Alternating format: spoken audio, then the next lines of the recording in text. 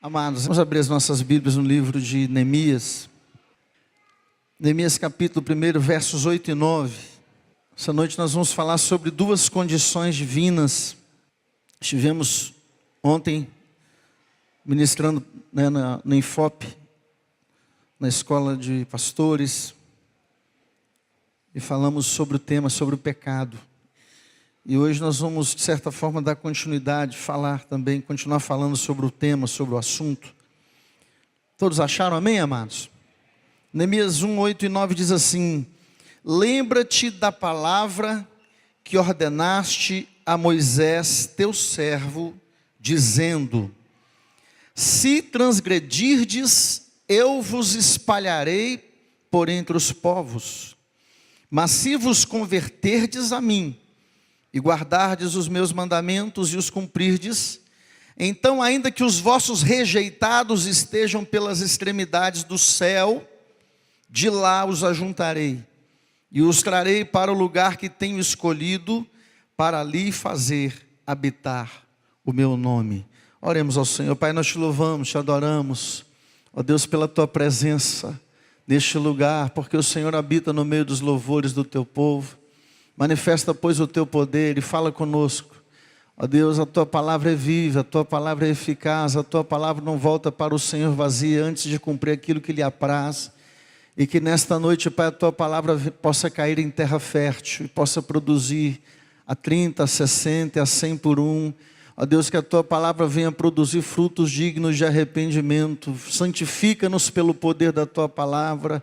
Ó Deus, edifica-nos pelo poder da tua palavra, restaura-nos pelo poder da tua palavra. Eu te peço, fale conosco, ó Deus, em nome de Jesus eu te peço e agradeço, em nome de Jesus, amém e amém, Senhor. Os irmãos podem se sentar.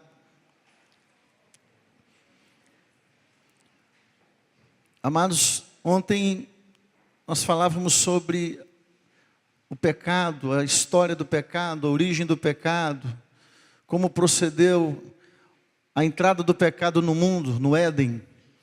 E nós sabemos pelas Escrituras que o pecado trouxe as suas consequências. A palavra do Senhor nos diz que quando o nosso pai, Adão e Eva, a nossa mãe, a mãe da humanidade, eles pecaram no Éden, as consequências dos seus pecados pessoais vieram sobre eles e sobre a humanidade, sobre a criação e sobre a terra. E biblicamente nós entendemos que o homem passou a experimentar a morte espiritual, que é a ausência de Deus, a separação de Deus, a morte física, que é a separação do corpo da alma. O homem passou a experimentar a perda da semelhança moral, porque o homem foi criado, nós fomos criados à imagem e semelhança de Deus, fomos formados conforme as Escrituras. O homem perdeu a santidade original, porque o homem foi criado santo. E tudo aquilo o homem perdeu, amados, a humanidade perdeu por causa da entrada do pecado.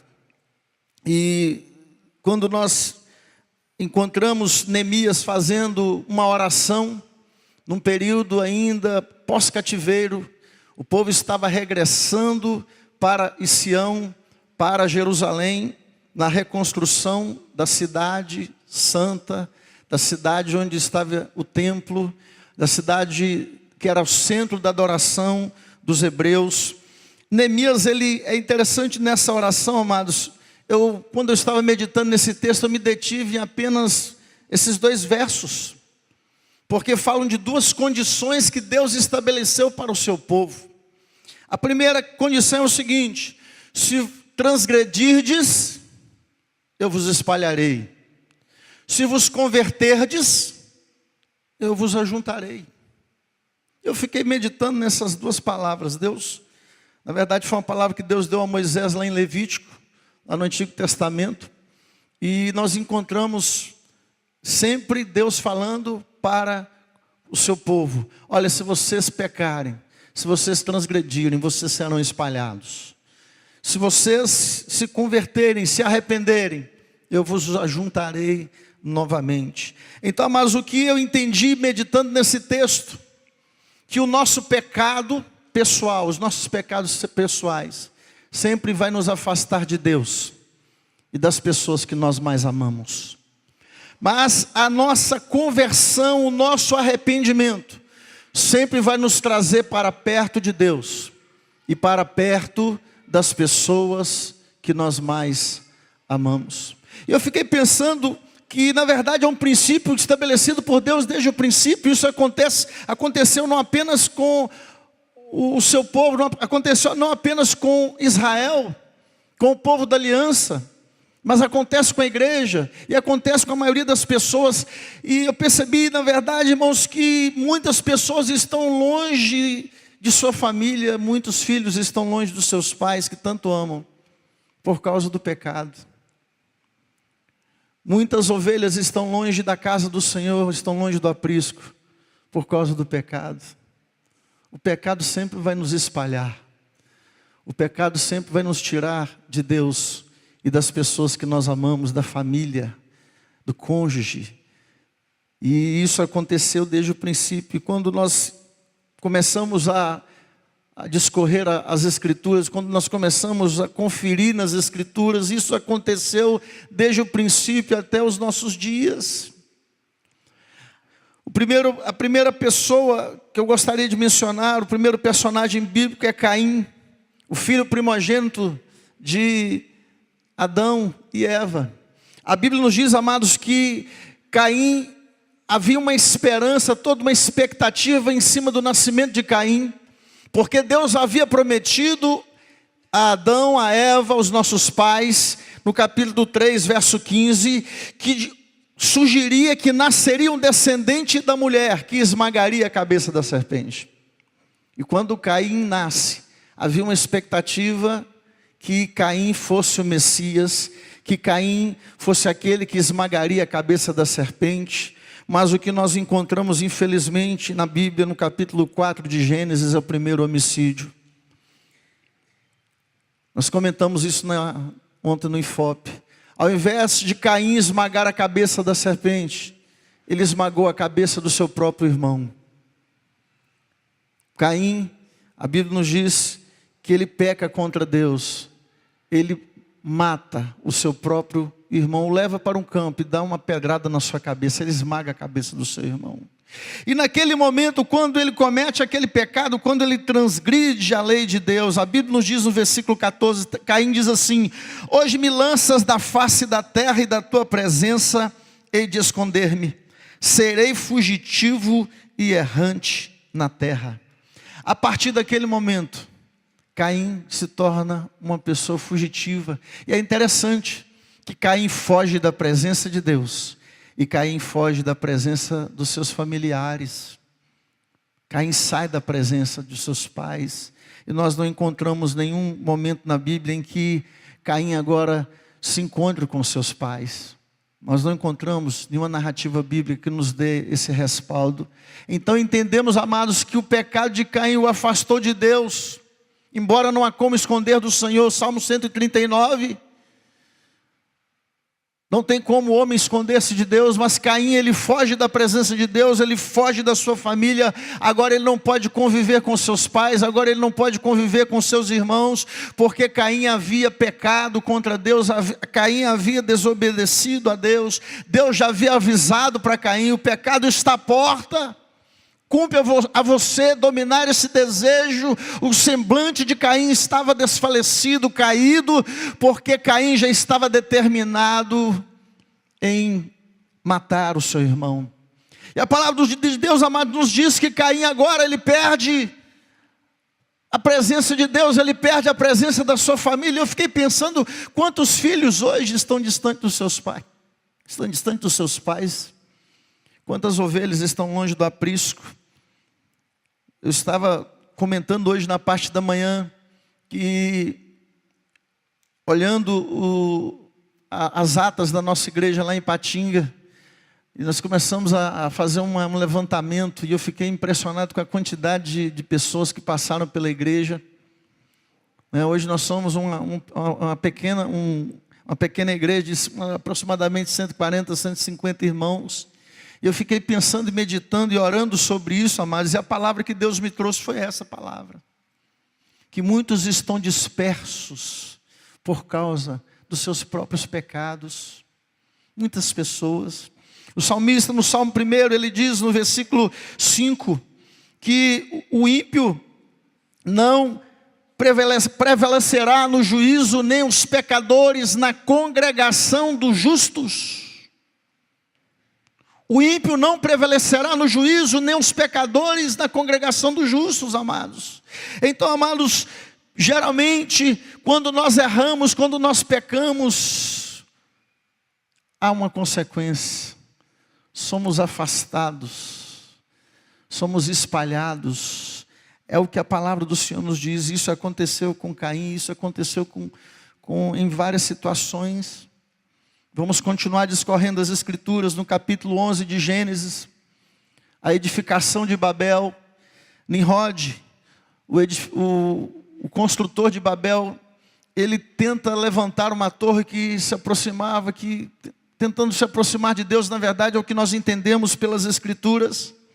Mas os historiadores, Flávio José, dentre outros, dizem que, na verdade, amados, a Torre de Babel foi um grande monumento construído contra Deus.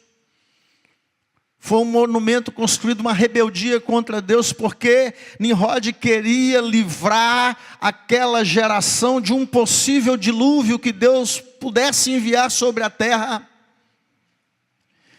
E a arqueologia nos diz, amados, que Babel era um grande zigurate. O que é um zigurate? O zigurate eram os templos babilônicos. Toda a cidade babilônica tinha um zigurate. Só que o zigurate de Babel, ele era diferente, ele era superior aos demais, ele era chamado de Etemenanque, a pedra fundamental dos céus e da terra. Porque, amados, não era simplesmente uma torre, era um templo a Marduk, o deus babilônico, que era um touro alado, um touro com asas. Não apenas os egípcios adoravam o bezerro, o boi, não apenas os hindus adoram o boi e a vaca como animal sagrado, mas os babilônicos também adoravam a Marduk. E aquele monumento, amados, ele, de acordo com a arqueologia, ele foi construído como mão de obra escrava. Ele media 90 metros de base por 90 de altura. Era um grande monumento, um grande templo. Foram gastos 85 milhões de tijolos para construir Babel. E havia no topo daquele templo uma estátua de ouro que pesava 23.700 quilos de ouro puro, consagrado a uma divindade babilônica. A Bíblia nos diz, amados, que quando Deus olha para Babel, a palavra do Senhor nos diz, Deus diz, eles têm uma linguagem, eles falam a mesma linguagem, e não haverá restrição em tudo quanto intentam fazer. E a Bíblia diz que Deus desce, a trindade desce, desçamos e confundamos a língua dos homens, versículo 9. Deus desce e confunde a linguagem das pessoas, e naquele momento, amados, os irmãos, as famílias são separadas. Os irmãos não conseguem se comunicar, o pai não consegue comunicar com o filho, o marido não consegue comunicar com a esposa, e aquelas pessoas que conviviam juntos ali naquele momento, a Bíblia nos diz que eles foram espalhados pela face da terra. Nós precisamos entender, amados, que o pecado sempre vai nos afastar, nos espalhar, mas o arrependimento sempre vai nos trazer de volta a Deus e as pessoas que nós amamos. Amados, se nós formos descrever, são muitos textos bíblicos. São muitos textos bíblicos que revelam esta realidade. Israel, o reino do norte, as 10 tribos que tinham como capital Samaria, no ano 722 a.C., Salmaneser, o rei da Assíria, ele toma a cidade de Samaria, depois de um cerco de 3 anos, e a palavra do Senhor nos diz, amados, que os habitantes de Samaria, os samaritanos, os israelitas do reino do norte, eles são levados para a Síria, e são espalhados pelo reino da Síria. Sabe por quê, irmãos? Em 2 Reis 17, descreve o pecado de Israel. Eles fizeram 2 bezerros de ouro. Que negócio estranho, né? Sempre tem um bezerro no meio, né? 2 bezerros de ouro. E adoravam Jeroboão. Jeroboão, aquele que, depois que Roboão, filho de Salomão, assumiu o trono, houve uma divisão do reino, e Jeroboão tentou pedir a Roboão que amenizasse os impostos, mas a palavra de Roboão foi muito dura, e foi um propósito divino, de acordo com as escrituras. O reino foi dividido. 10 tribos ficaram ao norte, e 2 tribos no sul, com capital Jerusalém no sul, Judá e Benjamim ao sul, e as outras 10 tribos ficaram ao norte. E no ano 722, amados, o povo de Israel foi espalhado por causa do pecado, porque eles se rebelaram contra Deus, porque eles mataram seus próprios filhos, sacrificaram a Moloque. E a palavra do Senhor nos diz lá no 2 Reis 17, no versículos 15 e 16, que eles rejeitaram os estatutos do Senhor, desprezaram todos os mandamentos, queimaram seus filhos. E no versículo 20 diz: Deus rejeitou toda a descendência de Israel e os afligiu e os espalhou. Que coisa terrível. O povo foi espalhado por causa do pecado. Mas como se não bastasse, no ano 605, agora o rei da Babilônia, Nabucodonosor, depois de 20 anos que ele conquistou a terra de Judá, depois de 20 anos dominando Jerusalém, tributando, colocando impostos pesados, depois de várias rebeliões, Nabucodonosor toma a cidade de Jerusalém. Envia o seu general chamado Nebuzaradão. A história bíblica nos diz, está aqui também no mesmo livro de 2 Reis, os irmãos podem conferir depois em casa, no capítulo 25. Jerusalém, onde estava o templo. Jerusalém, que era o centro da adoração. Jerusalém, a cidade de Davi. Sião. Agora os muros são queimados, o templo é queimado, os edifícios de Jerusalém são queimados da mesma forma. Nabucodonosor devasta a cidade de Jerusalém e leva a nobreza, os nobres de Jerusalém, para a Babilônia. Daniel foi numa dessas levas. Daniel, Sadraque, Mesaque, Abednego, os jovens da Babilônia que nós conhecemos também, eles foram para a Babilônia numa dessas levas. E quando Neemias, amados, ele faz essa oração, nós precisamos entender, ele está fazendo essa oração já num contexto pós-exílico. Os 70 anos já havia passado. Já estava no tempo do povo regressar, do povo voltar. Neemias estava em jejum, em oração, em humilhação, em arrependimento, reconhecendo os pecados dos seus pais, reconhecendo que o povo da aliança havia se desviado, se extraviado, havia se rebelado contra Deus. Por isso eles estavam sofrendo, por isso eles estavam espalhados na face da terra. E sempre vai ser assim. Naquele tempo em que Neemias faz aquela oração de arrependimento, de contrição, Deus começa a trazer o povo de volta. Deus começa a juntar o povo novamente, porque o nosso Deus é um Deus cheio de misericórdia. Amém, amados? Eu não sei o que o inimigo conseguiu fazer com a sua família. Eu não sei como está a sua família, mas eu quero dizer que o propósito de Deus é restaurar as famílias. O propósito de Deus é restaurar a igreja do Senhor. O propósito de Deus é restaurar cidades, nações, porque foi para isso que Deus enviou o seu Filho, para desfazer as obras do diabo. E todas as vezes, amados, que nós pecamos, que nós nos rebelamos, nós somos espalhados. Mas todas as vezes que nós nos humilhamos, nos arrependemos, buscamos ao Senhor, nos quebrantamos na presença do Senhor, o Senhor nos ajunta novamente. Isso é um princípio bíblico. Eu acho muito lindo, porque nesse período de cativeiro, irmãos, a palavra do Senhor nos diz lá em Jeremias capítulo 29, a partir do versículo 10, que Jeremias disse, profetizou claramente para o povo: olha, não adianta vocês resistirem ao rei da Babilônia, vocês vão edificar as cidades, fiquem tranquilos, porque o tempo do cativeiro será de 70 anos. Deus já havia falado com o profeta Jeremias que o cativeiro duraria 70 anos. E naquele contexto ali o Senhor diz: bem sei Os pensamentos que tem a respeito de vós não são pensamentos de mal, são pensamentos de paz, para vos dar o fim que vós desejais, e me buscareis e me achareis.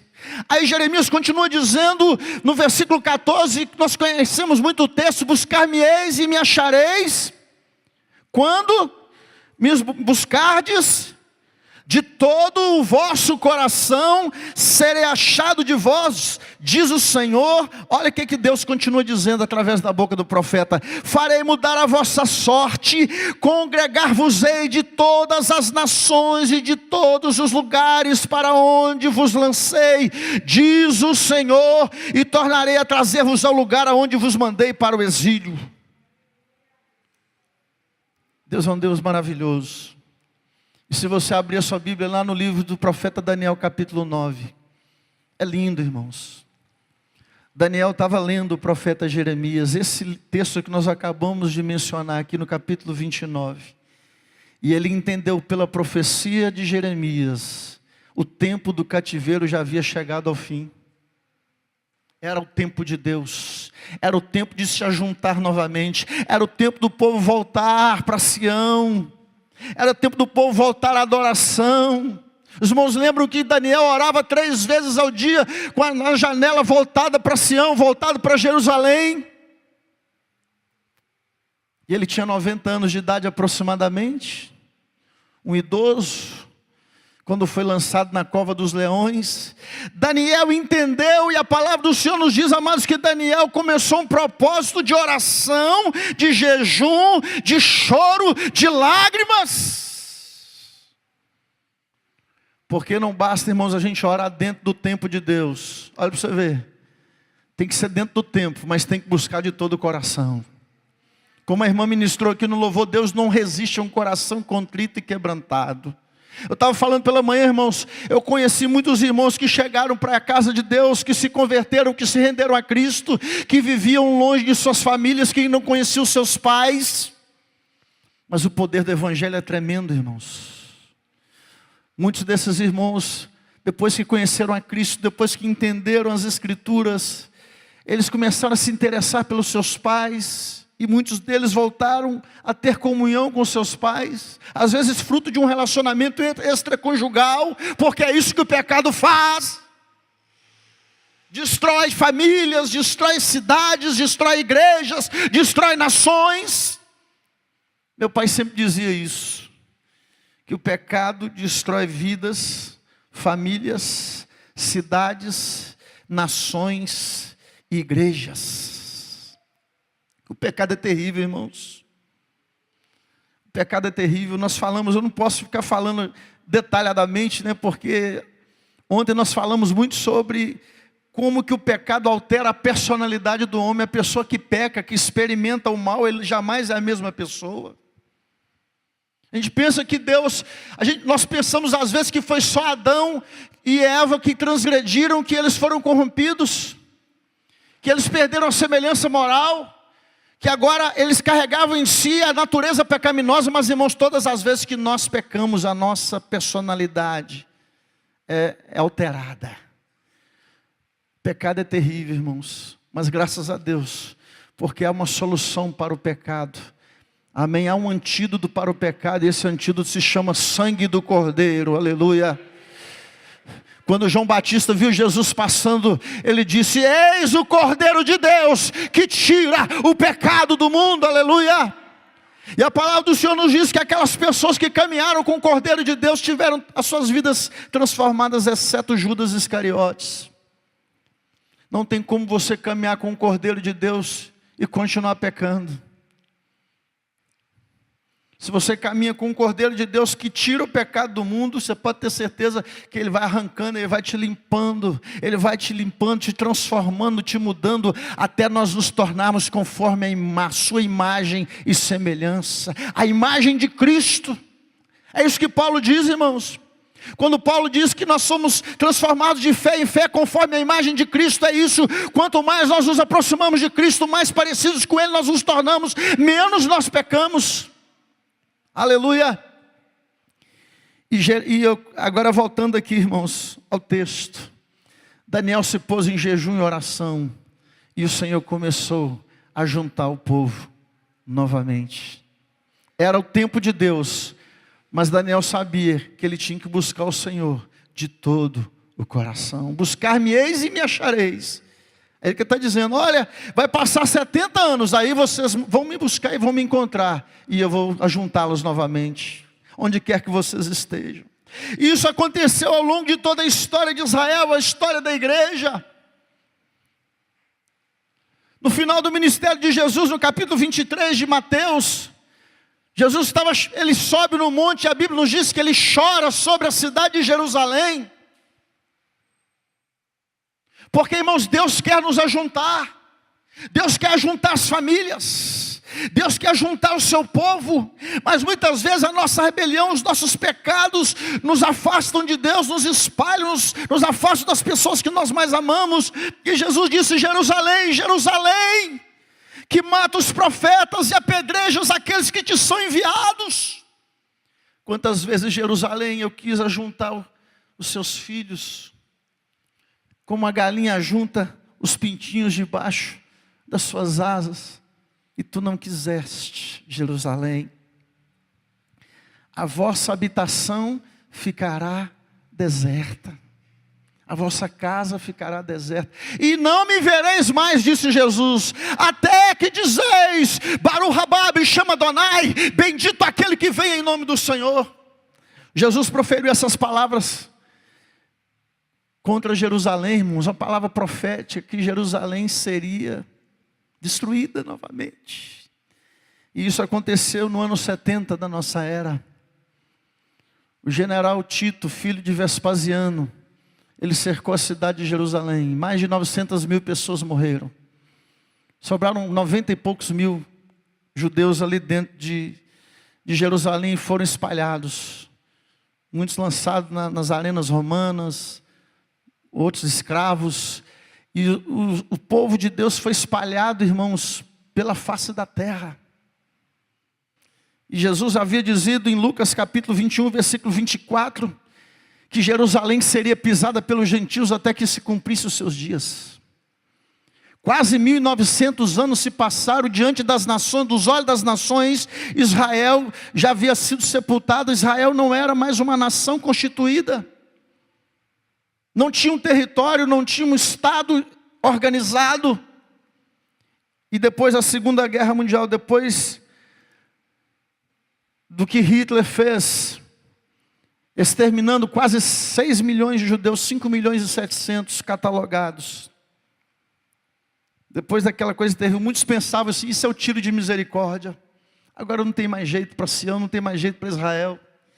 Mas a Bíblia, a história nos diz que no dia 14 de maio de 1948, a ONU fundou o Estado de Israel. Foi organizado o Estado de Israel. Irmãos, Israel ressurgiu das cinzas. E Deus começou a juntar o seu povo novamente. Irmãos, quando você vai, o irmão Toninho gosta de ir a Sião. Eu já fui uma vez, eu quero voltar, eu quero que o Senhor me dê esse privilégio. Mas, irmãos, não é aquela... Não é, como eles dizem, não é não é procissão, não tem um nome que o pessoal usa. Quando a pessoa vai para ser abençoado, romaria? Não é romaria não, irmãos. É porque aquela terra é a terra onde o nosso Salvador nasceu. Jesus disse à mulher samaritana, a salvação vem dos judeus. E querendo ou não, irmãos, nós precisamos entender que nós temos que ter uma gratidão por Israel, porque se não fosse Israel, nós não estaríamos aqui, não haveria igreja. E Paulo diz em Romanos 9, 10 e 11, para nós como igreja, nós, igreja do Senhor, nós não devemos nos orgulhar. Que agora nós somos o povo de Deus, nós somos o povo eleito. Alguns dizem, nós somos o Israel de Deus, porque na verdade, irmãos, Deus continua tendo um relacionamento com o seu povo. Isso é bíblico, é escatológico. Nós somos a igreja do Senhor, entramos, somos o zambujeiro enxertado na oliveira. Nós entramos por causa da rejeição. E Paulo diz que nós não devemos nos orgulhar, porque Deus não poupou nem os ramos naturais. Imagine nós. Então nós não devemos nos orgulhar por causa disso, mas nós temos que entender que Deus é maravilhoso, que o Senhor é maravilhoso, a graça de Deus é maravilhosa. Ele nos inseriu na sua família através de Cristo. Nós somos inseridos na família de Deus, e hoje também nós somos filhos de Abraão pela fé, não por sangue, por descendência. Alguns podem até ser aqui, mas é pela fé. Porque antigamente o reino de Deus era pela descendência de Abraão, mas Jesus disse que de João Batista até agora o reino de Deus é tomado à força. Irmãos, depois de quase 1900 anos, agora Deus, Ele restaura o seu povo, agora Deus traz o seu povo de volta. Que Deus tremendo, que Deus poderoso é esse? Cumpriu-se a profecia de Jesus, Jerusalém foi pisada pelos gentios, cumpriu seus dias, cumpriu-se a profecia de Isaías capítulo 66, versículo 8, pode uma nação nascer num só dia? Deus diz, pode.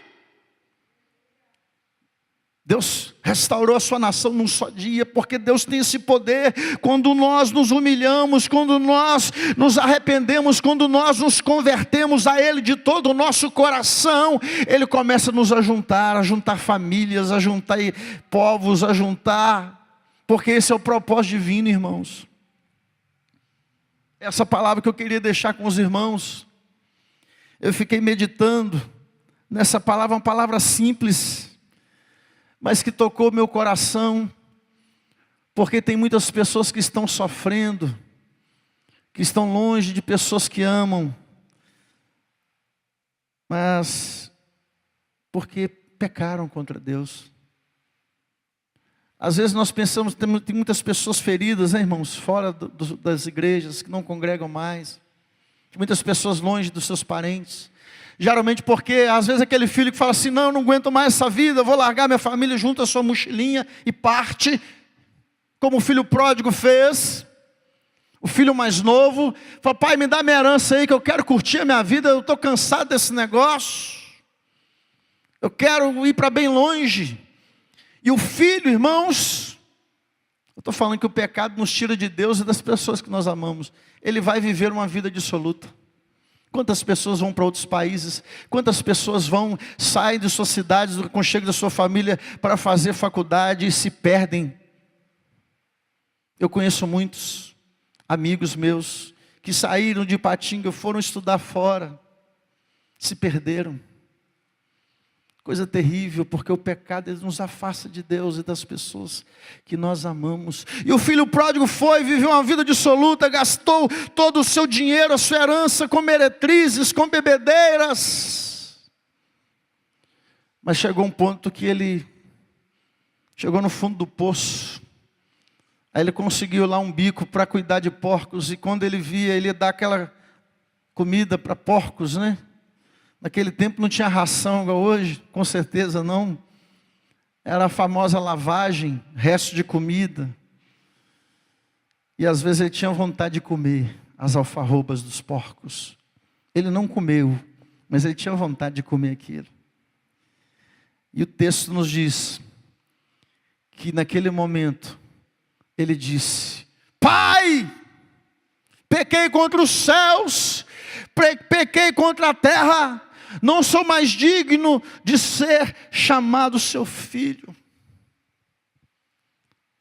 E a Bíblia nos diz que ele volta para sua casa e pede ao seu pai para recebê-lo e aceitá-lo como um empregado qualquer. Sabe por que ele volta, irmãos? Por causa do arrependimento.